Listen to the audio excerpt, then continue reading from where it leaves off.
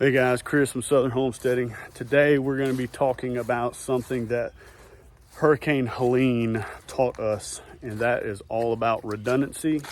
And the redundancy we're going to be working on today is power. Stick with me. All right, so everybody's got a generator, right? We have 4. But the one thing that we've talked about for a long time is adding solar to our toolbox, I guess you could say. So we're doing this 2 ways. My mom and dad live next door. They bought a Renogy system. I'll put a bunch of information about it down there. I'm going to show you what we've got done so far, how we're going to mount it on the inside, and then I'll talk to you a little bit about what I'm doing. That'll be a whole nother video. So I am piecemealing my solar kit because I was given some things, had some things laying around, and I'm an electrician and I just kind of know how to do it. So anyhow, let me show you what we've got so far and how this is going to work out. There'll be a lot of tidying up after the fact. We're trying to get everything in place and see if the wiring and everything that they sent with is going to work. So stick with us and we'll get started on this thing.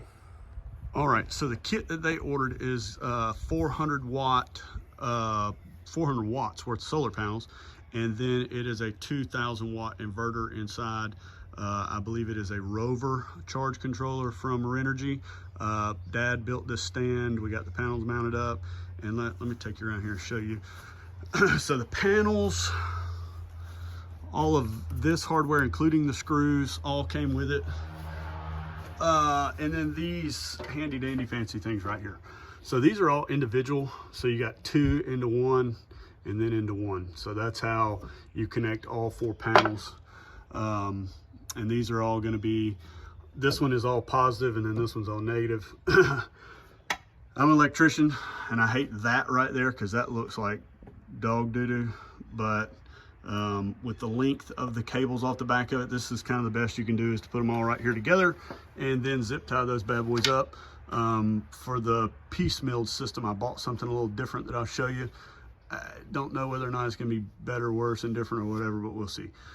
So anyway, so we've got all the panels mounted, all these connected together, and then we have the wires on them. I'm fixing to phase the hot wire, and we will make it nice and neat over to the house, and then down this wall, and then in through one of these windows, or possibly even through the side of the house at some point. Today, we're trying to get these wires through there and try it out and see what we got going on. All right, so the Renogy system comes with all sorts of stuff, okay? So you've got battery temp monitor, you got a little thing here that you can control from your phone. There's all sorts of stuff, and fuses and other fuses and wires and hardware. And then down here, so there's your Rover charge controller, bunch of cables for batteries, and the 2,000 watt Renogy inverter there, and then there's batteries around here somewhere. Anyhow, we're going to start mounting this stuff, and I'm probably, everybody knows how to run a screw in. I'm probably going to get some stuff up here mounted on this board right here, and then kind of show you how and where and why, and then we'll talk about wiring it up and what goes where and all that good stuff. All right, so we're making a little headway. And boy, the electrician in me has some grievances here. So I'll start off with the charge controller. So basically this right here is going to plug in on the bottom of it. This is a battery temperature sensor. It's got a fancy little plug right there. Note one thing. So I do have the wires in here for the solar panels. You'll get positive and negative right here. That would add power to this system now. I don't want power to this system. That's going to be the last thing that I hook up, okay? So just remember, always hook your panels up last. If not, you got juice the whole time, you might fry something. This thing looks pretty nice. This is a Bluetooth device, okay? So you got tons and tons of extra wire. So I rounded it down behind, gave myself just enough to plug in.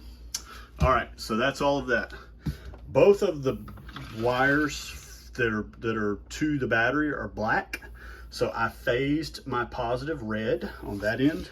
And then when you come down here, I have phased it red again. They sent this fuse that goes with it, and then they sent the jumper from that to the battery. This is all that you get, okay? I'm gonna come back and clean these wires up. There'll probably be a whole nother video of what this thing looks like once it's all fancied up, because I have some other grievances we're about to get to. So from the controller, this goes straight to the battery, okay? The other side is the ground, and it has a nice terminal on the end of it there that's going to go to the battery. So those two will go to the battery. Okay, so we're going to be a 12-volt system, so I'll show you how to wire that once we get there. We have the inverter mounted. Okay, inverter. So this, I'm not sure exactly what this is, but if you look at this thing, there's no way to mount it to the wall. And the wire comes out of the back of it.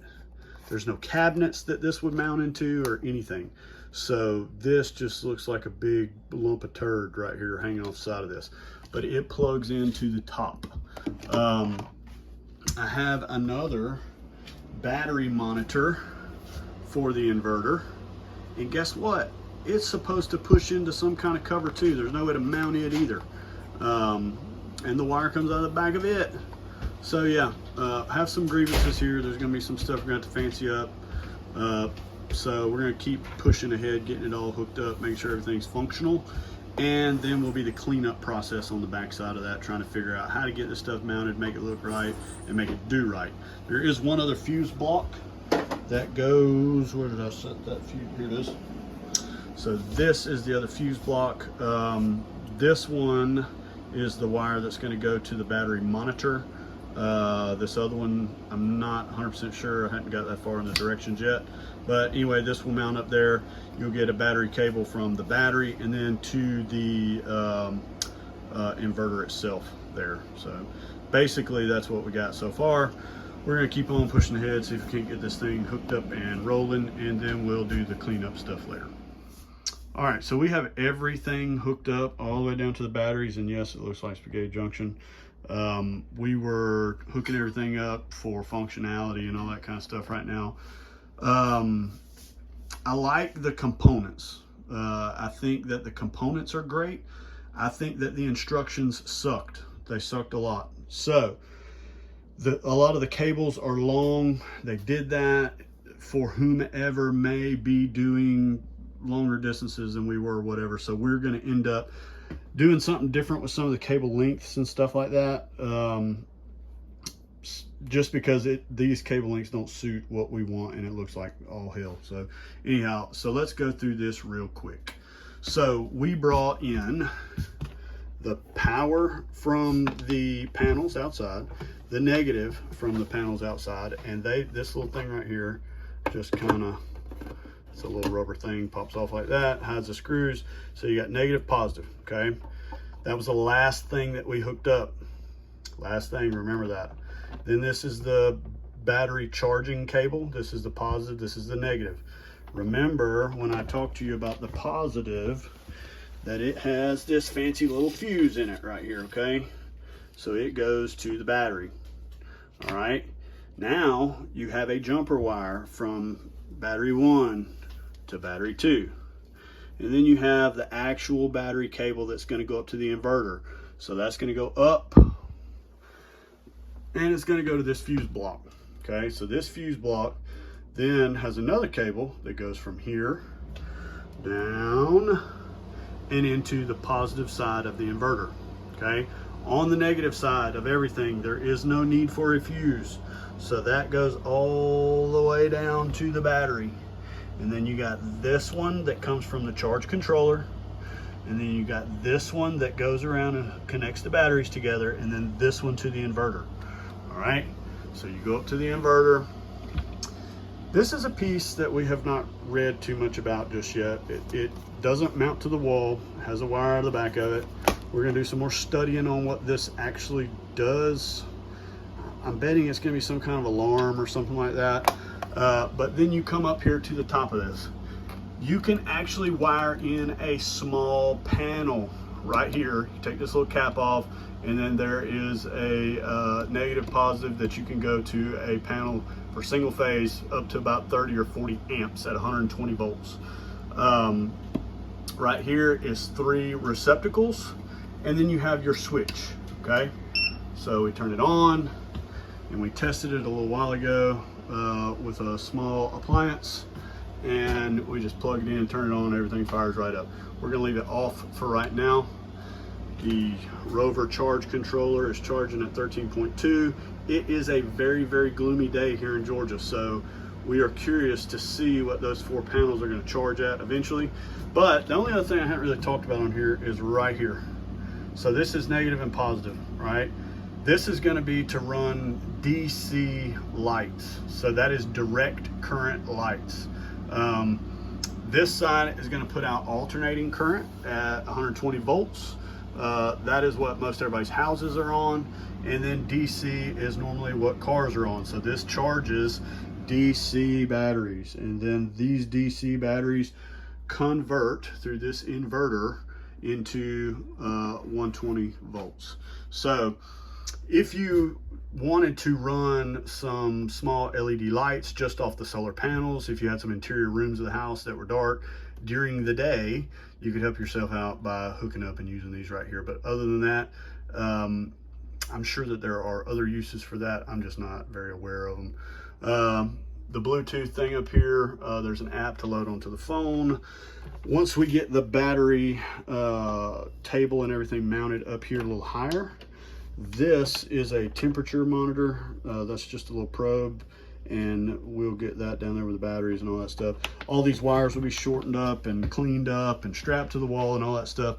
This is literally just a put it together functionality, make sure it all works. So that is it for now. We'll probably do a follow-up video when we get it all cleaned up and all the way that we want it to look, at least.